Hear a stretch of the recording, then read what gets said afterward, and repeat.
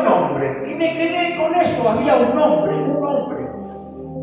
Hay 8.200 millones de personas en el mundo entero. Y yo me puse a pensar, digo, ¿qué es una sola persona entre 8.200 millones? Y a lo mejor en Vigo, que somos 300.000, hay gente que se siente sola. Imagínate en 8.200 millones, que se siente que no es nada, que se siente en soledad. Pero el Señor se fija en esa persona. Si bien es un Dios que ama a la humanidad, ama también individualmente. Te ama a ti y te ama a mí. Entonces, esta es una parábola. Ustedes saben que los versículos y los capítulos fueron puestos mucho después. Primero era todo una sola lectura, pero para mayor comprensión se agregaron los capítulos y los versículos. Y los títulos son títulos que se le han puesto. Algunos dicen que esta parábola tendría que tener otro título, no la parábola del hijo pródigo, sino que sería la parábola del Padre misericordioso. Porque vamos a centrarnos más en el Padre que en el Hijo. Bien. A veces decimos, cuando una persona testifica, y cuanto más pecador y más malo fue, más horrible, la gente dice, qué lindo testimonio. El testimonio es una porquería, hermano. Yo, hermano, me drogué, yo, hermano, robé, yo, hermano, hice esto. Ay, qué lindo testimonio. Y el otro pobre hermano que se crió en el Evangelio desde pequeñito con su padre, y cuando testifica dice, bueno, este no mató ni una mosca, no es tan lindo el testimonio. Lindo es lo que hizo Cristo. El testimonio es pésimo. El testimonio es horrible. Si yo cuento mi testimonio, no es un lindo testimonio antes de conocer a Cristo. Lindo fue lo que hizo Cristo en mi vida y en tu vida. Entonces, dice que este hombre tenía 2 hijos. Y el menor le pidió la herencia en vida. Y dice que el padre les repartió la herencia, le repartió la herencia a los 2. Bien, déjenme avanzar en la parábola.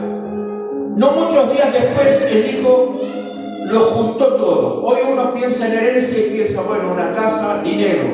En aquel entonces eran animales, eran tierras.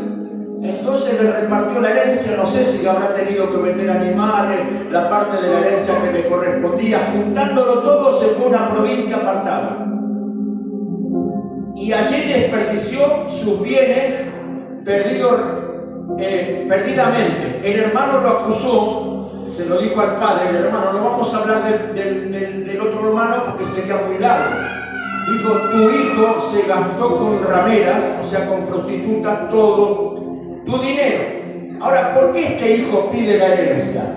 Porque no quería estar bajo autoridad. Mire, este hijo tenía la misma semilla que todos tenemos desde que nacemos. Y es una semilla satánica, fíjese, que es la semilla de la rebeldía. Adán y Eva, el pecado de ellos, más que comer del árbol de la ciencia del bien y del mal, fue que no querían estar sujetos al Señor. Querían gobernarse ellos mismos, pero cuando un ser humano dice yo me gobierno a mí mismo, no está bajo el gobierno de Cristo. Y todos nacemos con esa rebeldía.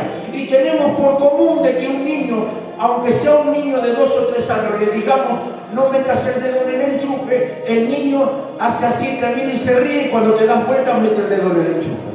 ¿Por qué? Porque viene con esa semilla de desobediencia. Todos venimos, todos nos rebelamos de alguna u otra forma contra la autoridad. Por eso qué bueno que cuando venimos a Cristo, hermano, no solamente lo aceptemos como nuestro Salvador, sino como nuestro Señor. Porque como Salvador sabemos que Él es Salvador. Pero Señor, cuando en la palabra Señor, Kyrios, significa el soberano, el amo, el dueño de todo. Por eso no todo el que me diga Señor, Señor entrará en el reino de los cielos, sino el que hace la voluntad de mi Padre que está en los cielos. nosotros tenemos una voluntad que tiene que estar sujeta a la voluntad de Dios. Dijo Cristo que Él todo lo que Él hacía se lo veía hacer al Padre. Y Él dijo, no se haga mi voluntad sino la tuya. En los días más fuertes del Señor, Él dijo, si es posible, pasa de mí esta copa. Dice que sus sudor eran como gotas de sangre que caían al piso. Pero dijo, no se haga mi voluntad sino la tuya. No hay cosa más linda que hacer la voluntad del Señor, hermano. No hay cosa más linda, porque cuando hacemos nuestra voluntad hay un rechazo, hay una angustia, hay una tristeza, pero cuando hacemos la voluntad de Dios está la aprobación del Espíritu Santo dentro nuestro. Hay gozo, hay paz, porque sabemos que estamos en concordancia con el Señor. Ahora este hijo le pide la herencia al padre y lo ofendió grandemente. Era una ofensa terrible. ¿Por qué era? Y era muy atrevido este hijo, muy atrevido. No tenía falta de nada. Tenía trabajo, tenía comida, tenía ropa, tenía vestido, tenía de todo. Pero quería vivir la vida loca. Quería vivir la vida loca. Le pidió la parte de la herencia. Alguna discusión habrá en el seno familiar, habrá habido. El padre trató de convencerlo de su error. Ahora, en aquel tiempo, cuando un hijo pedía la herencia, era una gran ofensa, un desprecio total. En el primer siglo, pedir la herencia en vida del padre equivalía a un deshonor público extremo y a una ruptura familiar total, equivalente a desear la muerte del padre. Era un insulto social grave que quebrantaba las normas culturales de la época. El insulto de pedir la herencia en vida era como decirle al padre, para mí ya estás muerto. Estoy hablando de la cultura de la época. Para mí ya estás muerto. Prefiero tus bienes antes que tu presencia. Fuertísimo. Y de cara a la sociedad, este hijo con esa actitud estaba diciendo, para mí mi padre ya está muerto. Todo esto tenía consecuencias sociales. El honor del padre era el honor de toda la familia. Ustedes lo saben, hermano, que el honor de un papá, de un jefe de familia, es el honor de toda la familia. El hijo lo sabía, que el honor del padre era el honor de la familia. La aldea lo sabía, la gente que escuchaba a Jesús esta parábola lo sabía. Por eso la historia impactaba tanto entre los oyentes cuando Jesús la estaba contando. El hijo lo juntó todo, se fue lejos, desperdició sus bienes, se quedó sin nada y vino una gran hambre en aquella provincia y no tenía ni para comer. Consiguió trabajo cuidando cerdos. El Señor, la verdad, que pone la parábola a un extremo, lo cual para los judíos comer cerdo y cuidar cerdo era imposible. Ese no era un trabajo para un judío. Qué mal se pasa lejos del Padre.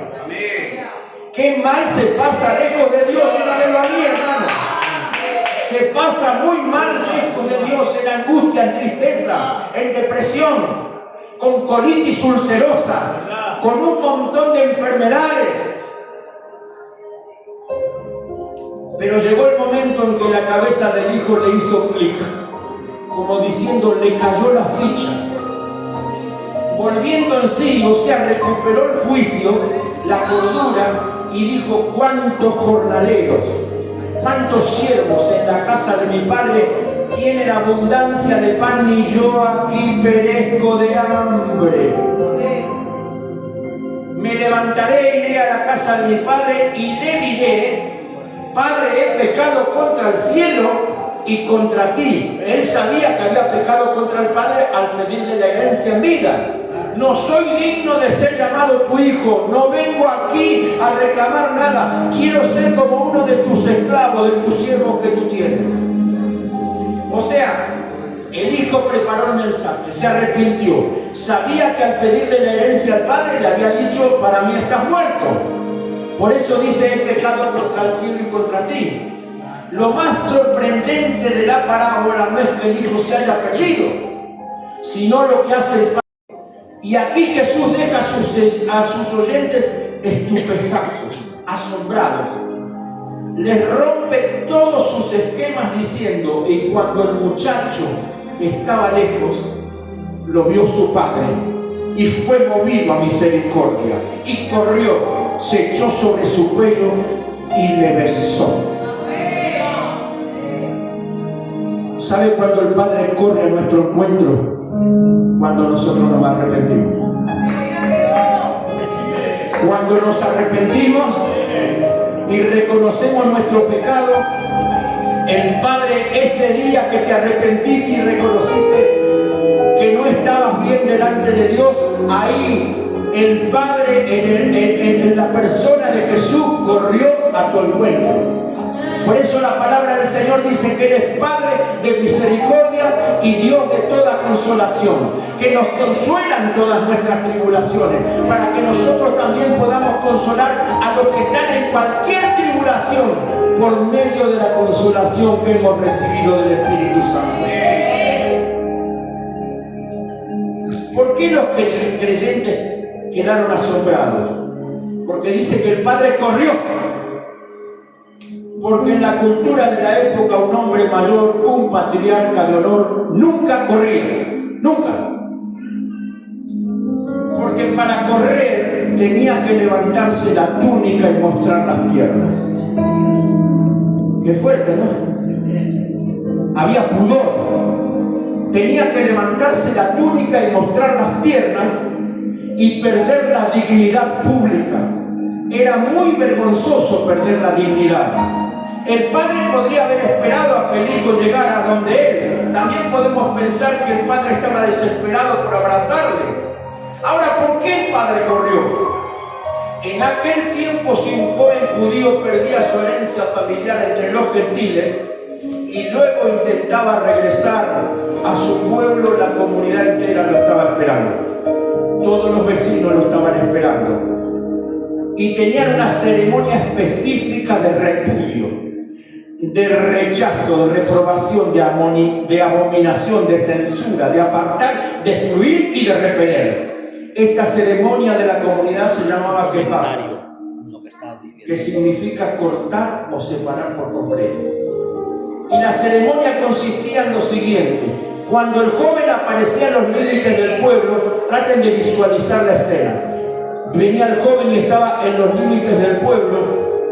Los ancianos y vecinos aparecían en los límites del pueblo y tomaban un cántaro grande de barro y lo rompían violentamente contra el suelo frente a los pies del joven. ¡Bum! Y mientras el barro se hacía pedazos, la comunidad gritaba: así como este cántaro se ha roto en pedazos, hoy eres cortado y separado de tu pueblo. A partir de ese momento el joven sufría la quezafa. Nadie podía hablarle, nadie podía venderle comida, nadie podía darle trabajo. Era el exilio social absoluto, o sea que este hijo se convertía en un paria. Era marginado, despreciado y despojado de derechos y privilegios. Por eso el padre corrió, para llegar al hijo antes que la comunidad lo repudiara. El padre se levantó la túnica, absorbió la vergüenza pública, corrió por las calles del pueblo y cuando alcanzó a su hijo lo abrazó, lo besó antes de que alguien pudiera romper un cántaro. Y al abrazarlo el padre le envió un mensaje a la aldea, a toda la aldea: si quieren rechazarlo a él, también tendrán que rechazarme a mí. Su vergüenza, la vergüenza de mi hijo, es mi vergüenza ahora. Yo visualizo a Jesús colgado en la cruz diciendo que tu vergüenza y mi vergüenza es la vergüenza de Él, porque Él cargó con nuestra vergüenza, Él cargó con todos nuestros pecados en la cruz. Él fue avergonzado por nosotros, lastimado por nosotros, escupido por nosotros. Por eso la Escritura dice: ay de aquel que tuviera en poco una salvación tan grande.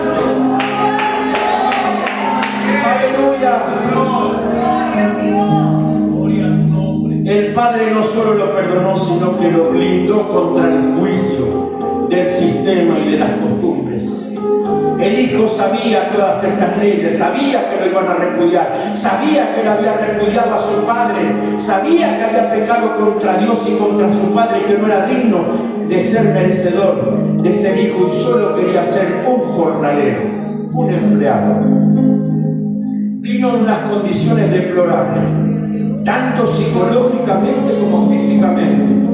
Estéticamente su ropa raída, sucia, maloliente y posiblemente muy delgado y posiblemente con pulgas y piojos, porque vivía entre los cerdos, o como dicen en la Argentina, entre los chungos. Piojos y chungales. Así, hermano, porque, hermano, no se me ofenda, porque Arturo conoce a la hermanita Conchi. ¿Te acuerdas de Conchi, una jovencita del Cervantes? Cuando ella contaba de cómo pecaba, que iba a las discotecas, que fumaba unos puros así, y yo le decía, entonces tú eres una pecadora abusanada. Bueno, hombre, que no es para tanto, me decía. Pero es verdad, hermano, es verdad, veníamos con olor a cerdo, hermano, veníamos contaminados del mundo. Y claro, y el Señor nos limpió. Amén.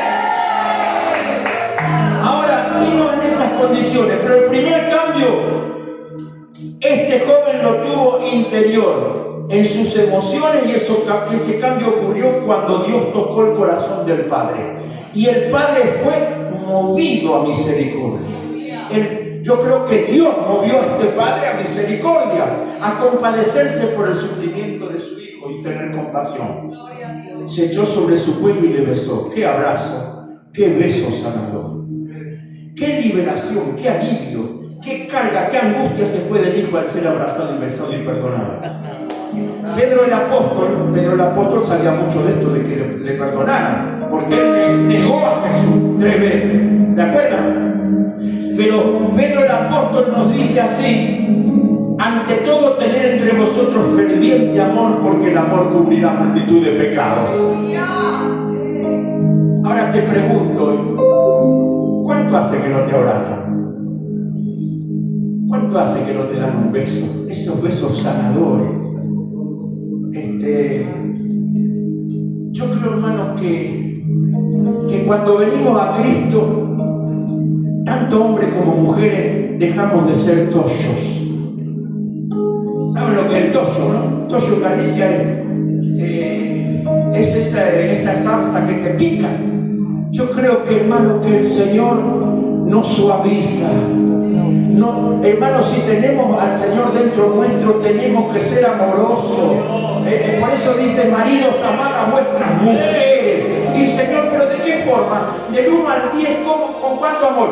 Así como yo amé a la iglesia, aquí en Camaratúnica. Sí, no seáis ásperos con ella. Las mujeres también amen a sus maridos. Qué lindo ver un matrimonio que se ama. Y los hijos notan eso, y los hijos van creciendo viendo el amor de sus padres y anhelando ellos tener matrimonios como el que tiene su papá y su mamá. Bien, avanzo, hermano. Todos necesitamos afecto. Decía que la apariencia del joven era deplorable, y el padre dijo a sus siervos: saquen el mejor vestido y vístanle, pongan un anillo en su mano y calzado en sus pies.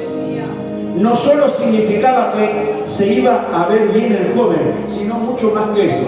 Lo que te voy a decir ahora es también lo que tú tienes y lo que tiene todo hijo de Dios. El vestido o la mejor túnica, dijo, póngale el mejor vestido, representa el honor, la dignidad y la restauración. En aquella época los siervos o esclavos llevaban ropas andrajosas. Darle el mejor vestido significaba devolverle su posición como invitado de honor y borrar por completo su pasado de pecado y de miseria. El mejor vestido nos lo dio el Señor. Aunque te veas de ropas de colores como yo, la Biblia dice que estamos vestidos de ropas blancas, porque las ropas blancas dice que son las acciones justas de los santos.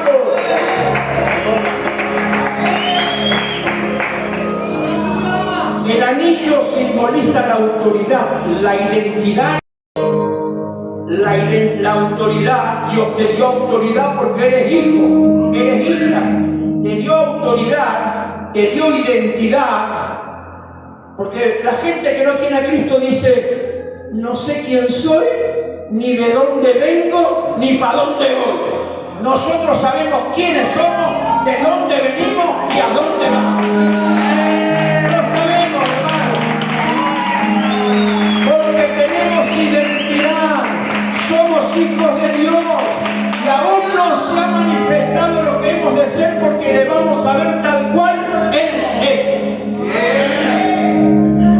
En la antigüedad los anillos tenían grabado el sello familiar. Al ponérselo, el padre le otorgaba al hijo el poder legal para tomar decisiones en su nombre y lo reconocía nuevamente como un heredero legítimo con plenos derechos. Amén. Somos herederos con Cristo. Amén. Con plenos derechos. Por eso el Señor dice, en mi nombre van a echar fuera demonios. En mi nombre van a sanar enfermos. Y los demonios lo saben. Y los demonios lo saben.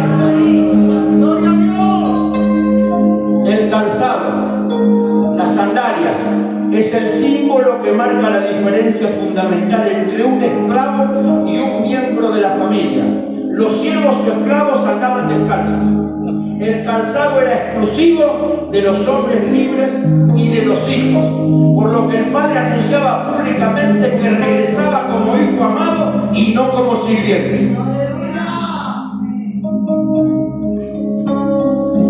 Hermano, hermana, tú tienes, yo tengo vestido, el mejor vestido, el anillo y el calzado. Después mató el becerro gordo, que era un animal que se reservaba para las grandes ocasiones. Estoy hablando con una audiencia cristiana y quiero decirles que cada día hay una nueva oportunidad para crecer y para crecer. Hay que estar como el hijo pródigo siempre al lado del Padre. Cada persona que está aquí se tiene que autoanalizar, o sea, mirarse adentro y ver dónde se encuentra, a qué distancia está de Jesús y a qué distancia está del Señor. Dios Padre hoy nos dice, yo a través de mi Hijo te di la herencia. Ninguna herencia en el mundo tiene más valor que la que yo te di. Termino con esto. Escuchemos lo que Dios dice. ¿Cuál es la herencia? La herencia está en Efesios 1, del 3 al 14. Dice, bendito sea el Dios y Padre de nuestro Señor Jesucristo, que nos bendijo con toda bendición espiritual en los lugares celestiales. Hermano, yo creo que cuando le decimos al Señor, Señor, bendíceme, el Señor nos contesta, ya te bendije, ya te bendije. Le podemos pedir por cambiar el coche, porque a lo mejor el nuestro está arruinado. Le podemos pedir, Señor, mira, sí, pero estamos bendecidos. Entonces nuestra herencia es una bendición total que no le falta nada. Nos bendijo con toda bendición espiritual. Dice que nos escogió antes de la fundación del mundo con un propósito, para que seamos santos y sin mancha delante de Él. Pero nos escogió en amor. Él es amado, aceptado y querido. Nos escogió en amor y el Padre nos adoptó por medio de Jesús. No solo nos adoptó, sino que nos aceptó a través del amado, o sea, a través de Jesús. En Jesús tenemos redención por su sangre, o sea, perdón de pecado. Perdón de pecado. Fuimos perdonados y fuimos comprados. Redención quiere decir volver a comprar, redimir algo que se perdió, algo que habías perdido, se redimió, lo redimió con su sangre. Fuimos comprados con sangre, no con piedras preciosas, ni oro ni plata, sino con su sangre. Y otra cosa, hermano, y al nosotros oír la palabra de verdad, el Evangelio, hemos creído y fuimos sellados con el Espíritu Santo de la promesa.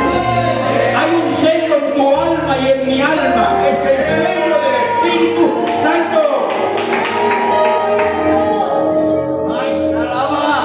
Dice que es las arras. Eso dice que es las arras. O sea, la garantía de que el resto de la promesa será cumplida en su totalidad. El Espíritu Santo es el anticipo de esa promesa. La bendición de Dios es esa herencia. Nos escogió, nos adoptó, nos aceptó, nos compró y nos selló con el Espíritu Santo. Es propiedad exclusiva de Dios y el Espíritu Santo marca tu vida y te aparta para Él. Termino aquí. Hermanos, nosotros somos más de lo que nos creemos. Porque a veces estamos, hermano, ay, pobrecito de mí, que soy como un perejil que está medio seco. No, hermano, yo siempre digo, hermano, porque también los demonios nos charlan en el oído. Dicen, mira que tú eres. Y dice, mira que en la iglesia no te tienen en cuenta. Ves que los demonios trabajan. Mira que esto, mira que el otro. Nosotros somos lo que Dios dice que somos y no lo que el diablo nos susurra en el oído. Por eso es importante la palabra, importante la Biblia. ¿Cómo sé quién soy si yo no la leo, no la escudriño, no la leo? Tengo que leerla para saber quién soy. Señor, en el nombre de Jesús, gracias por esta oportunidad que me has dado de compartir tu palabra. Señor, yo creo. Gracias, Padre. Yo creo que todo este lugar está lleno de la presencia de tu Espíritu. Lo creo, Señor, lo creo. Señor, envía tu palabra ahora sobre cada cuerpo. Envía tu palabra sobre cada alma, sobre cada espíritu. Señor, y que reciban lo que tú crees que cada uno necesita. Señor, toda enfermedad es reprendida en el nombre poderoso de Jesús.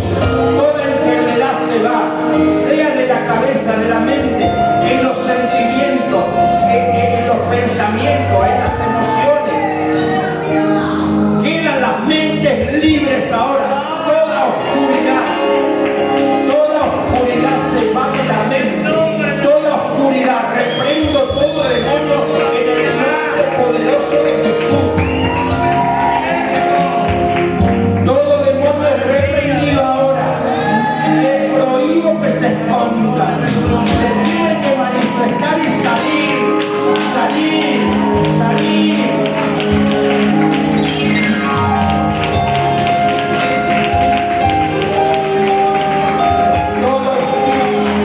Todo espíritu de enfermedad se va.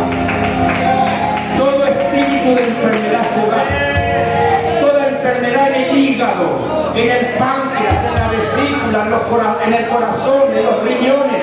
Ahora quedan libres los principales órganos del cuerpo.